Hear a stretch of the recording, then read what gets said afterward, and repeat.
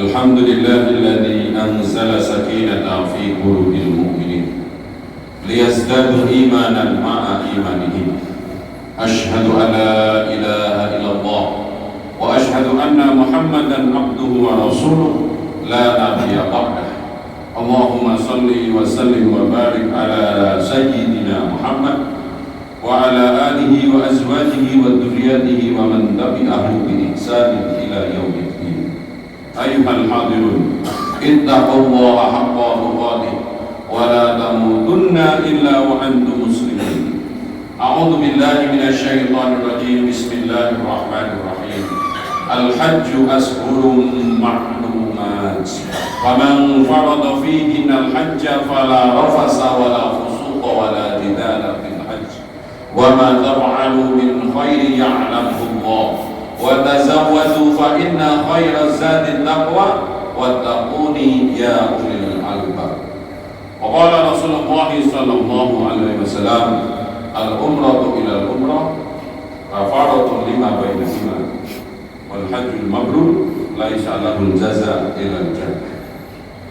Hadirin sidang Jumat yang berbahagia, marilah di hari Jumat yang ketiga di bulan Dzulqa'dah 1445 Hijriah kita kembali bersyukur kepada Allah Ta'ala.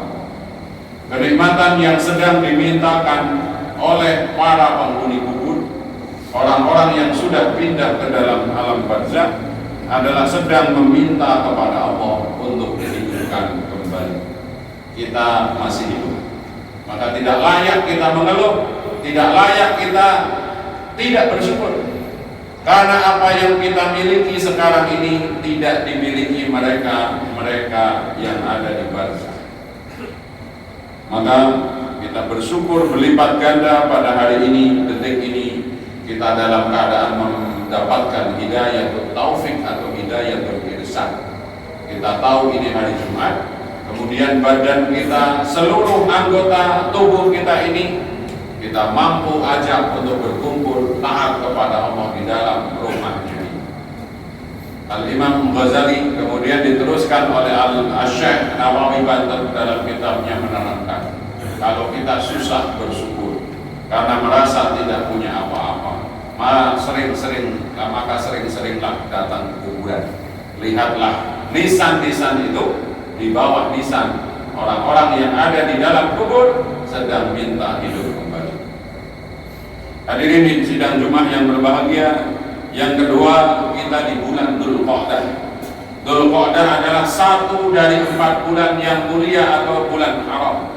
Allah Ta'ala berfirman, sesungguhnya sejak dunia langit berikut isinya ini diciptakan, sudah ditetapkan 12 bulan haram, yaitu Dzulqa'dah, Dzulhijjah, kemudian Muharram, dan yang sendirian tidak ada temannya adalah bulan Rajab.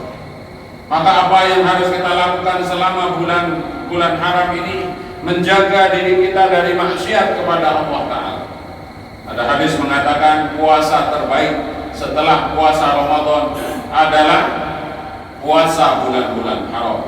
Ada yang memaknai bulan Muharram, tetapi yang umum disebutkan 4 bulan ini kita disunahkan memperbanyak puasa. Bukan hanya puasa, amalan-amalan yang dicintai oleh Allah setelah bulan Ramadan tentunya ya bulan-bulan haram. Sebagian dari kita, saudara-saudara kita sudah ada yang di tanah Madinah, juga ada di tanah Mekah. Maka dalam kesempatan ini saya ingin mengingatkan, sekaligus mari kita optimis, siapapun dari kita dimampukan oleh Allah untuk berangkat haji, minimal mendapatkan pahala haji. Tidak semua orang mungkin dimampukan wukuf di Arafah dan Arafah pada tanggal 9 Dzulhijjah. Tetapi Allah Maha mampu membuat kita yang duduk di Masjid An-Nahdhah ini atau di masjid-masjid manapun di rumah kita tetap mendapatkan pahala haji. Rasulullah SAW bersabda, ditulis dalam atau dibukukan oleh Imam Ghazali dalam Ihya maupun ulama-ulama yang lain. Ada peringatan keras dari Rasulullah SAW. Siapa yang mampu haji, sampai dengan meninggal tidak ada kerenteking hati, tidak ada niat di dalam hatinya untuk berangkat haji, maka silakan meninggal dalam keadaan Yahudi atau Nasrani. Maka yang pertama, kemudian bagaimana agar kita mendapatkan pahala haji? Kita berazam sekaligus berniat dan memulai. Kemudian ada yang suka berkata, saya belum haji Pak Kiai, Pak Ustadz, karena saya belum dipanggil. Pernyataan ini bohong. Karena sebelum kita lahir ke muka bumi ini, bahkan sebelum roh kita ditiupkan ke dalam rahim ibu kita sudah ada perjanjian kepada Allah Ta'ala. Roh kita ditanya, kamu setuju aku sebagai Tuhanmu? Kita jawab, qalu bala. Kamu setuju mau melaksanakan syariat Islam, sholat, zakat, puasa, haji? Qalu bala, saya setuju. Maka setelah itu baru rohnya ditiupkan ke dalam perut ibu kita. 9 bulan kita ada di situ, kemudian lahir ke dunia. Yang kedua, Nabi Ibrahim telah mengundang kita. Begitu selesai beliau membangun Ka'bah, diperintahkan Allah naik ke atas bukit Jabal Abi Qubais. Hari ini menjadi istana raja kerajaan Arab Saudi. Beliau mengundang kita sebagaimana dibukukan dalam surat Al-Hajj ayat 27. Dan Rasulullah SAW, pemimpin dan penyelamat kita, pemberi syafaat kita, telah mencontohkan. Jadi tidak ada orang yang belum diundang, yang ada kitanya belum berniat. Maka siapapun yang ada di majelis ini belum berniat, maka mari berniat. Ya Allah, saya ingin berniat haji, maka mampukan. Yang kedua, setiap hari berdoa. Doanya selain minta dicukupkan rizki, diberi anak solehah, keluarga sakinah, jangan lupa, ya Allah mampukan saya menunaikan ibadah haji. Al-Imam Ibnu Athaillah dalam kitab Hikam mengatakan, kapan doa itu dikabulkan? Kalau Allah telah menggerakkan lisan dan hati kita meminta. Doa menjadi isyarat akan dikabul oleh Allah kalau kita meminta. Begitu kita ngomong, Allahumma yassir lana ziyaratan al-Makkah wal Madinah mubarakah warzuqna salamatan bi jahi Sayyidina Muhammadin sallallahu alaihi wasallam, maka itu tanda bahwa Allah akan mengabulkan permintaan kita berangkat haji. Yang ketiga, jangan lupa menyisihkan sebagian harta kita untuk nyicil ongkos berangkat haji. Tahun 2015 Al-Fakir berangkat haji, ketemu atau mendengar ya, ada seorang tukang jamu dari Tasikmalaya ngumpulin duit selama 30 tahun.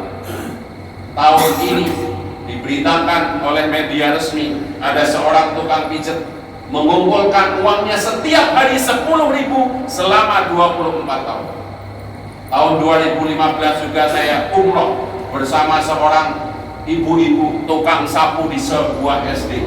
Beliau mengumpulkan setiap ada pembagian rapot, orang tua suka ngasih dan seterusnya, terkumpullah uang sekitar 26 juta kemudian umroh.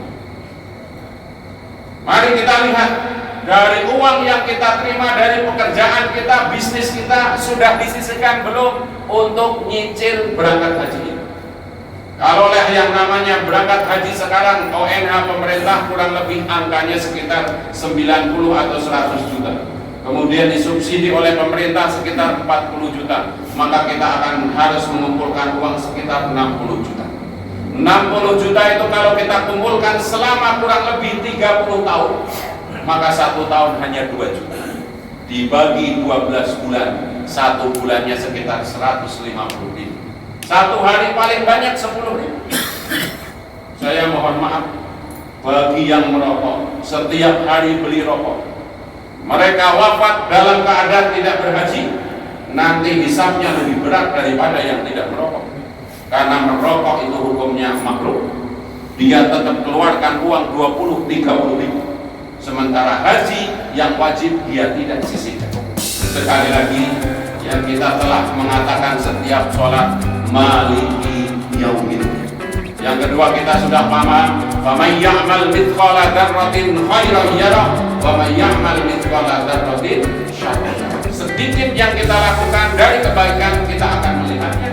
Sedikit dari keburukan kita berbuat tidak ditobati, nanti di akhirat akan melihat. Peliharanya berdoa kepada Allah, sisihkan rezeki kita. Sudah punya uang 25 juta segera datang ke Bank Syariah, kemudian ke Kementerian Agama. Mendaftar kita, daftar tunggunya 30 tahun. Daftar sekarang, perginya 30 tahun lagi. 25 tahun kita ngantri, ternyata ajal sudah menjemput, maka kita telah mendapatkan haji mabrur. Niatul mukmin khairu min amali. Niatnya seorang beriman lebih baik daripada amal. Orang yang sudah niat kemudian apalagi sampai ngantri, maka sudah mendapatkan haji yang sempurna. Kalau dia sempat pergi atau diberi rezeki oleh Allah bisa pergi wukuf di padang Arafah, bedanya dengan yang tidak pergi hanya masalah kelipatan. Orang yang niat dapat pahala haji sempurna 1. Kalau yang sempat diberi umur oleh Allah bisa wukuf di padang Arafah, diterima hajinya bisa 70, bisa 10, bisa 700 kali, terserah kemurahan Allah. Yang kedua, kita mendapatkan pahala haji dengan apa? Datang ke masjid untuk ikut taklim. Rasulullah bersabda, siapa yang ke masjid niatnya mengajar atau belajar Al-Quran, diberi haji mabrur. Kenapa tidak? Kalau ada pengajian niatnya salah satunya itu. Mungkin ustadznya tidak menarik, kiainya tidak menarik, tapi kita ambil fadilah dari ngaji di masjid itu dapat pahala. Apalagi sholat jamaah. Siapa yang berwudu dari rumahnya atau bersuci ke masjid, niatnya untuk sholat jamaah, diberi pahala haji mabrur. Siapa yang niatnya sholat sunnah atau sholat duha, dapat pahala umrah. Selain ibadahnya dilipat gandakan, kita diberikan pahala dari sholat jamaah itu selain 27 adalah pahala haji. Jadi kalau dapat pahala haji bisa tiap hari. Kalau berangkat haji setahun, seumur hidup bisa sekali. Bisa jadi Allah tidak memampukan kita. Itu urusan Allah. Urusan kita mengambil pahala sebanyak-banyaknya. Termasuk yang sudah punya orang tua, masih punya orang tua. Amalan terbesar yang berpahala di antaranya lebih baik atau minimal sama dengan jihad dan pergi haji adalah memuliakan atau birrul walidain. Yang lebih sederhana lagi, kita telah biasa mungkin belum menyertakan niatan ini. Setiap ba'da sholat jangan tinggalkan membaca tasbih 33 kali ya, Alhamdulillah 33 kali, Allahu Akbar 33 kali, ditambah 1 kali tahlil la ilaha illallah wahdahu la syarikalah lahul mulku wa lahul hamdu yuhyi wa yumiit wa huwa ala kulli syai'in qadir. Riwayatnya ini adalah apa?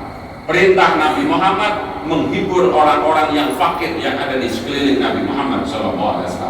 Mereka orang-orang kaya bisa berinfak, bisa berjihad dengan hartanya, bahkan bisa berangkat haji. Bagaimana nasib kami ini? Maka Rasulullah menjawab, saya tunjukkan sebuah amalan kalau kamu lakukan, maka tidak ada yang mengungguli dari amalan ini. Yaitu apa? Bertasbihlah 33 kali ya, membaca Alhamdulillah 33 kali, Allahu Akbar 33. Inilah nikmatnya kalau kita mengamalkan amalan itu dengan ilmu. Perkara kita diberangkatkan oleh Allah ke padang Arafah untuk wukuf di padang Arafah tanggal 9 Zulhijjah, itu kuasa Allah. Tapi mengambil sebab, 1 dapat pahala haji, yang kedua mampu dimampukan tugas kita berusaha. Aqulu qawli hadza wa lakum bil Qur'anil azim wa nafa'ani bima fihi min al-ayati wa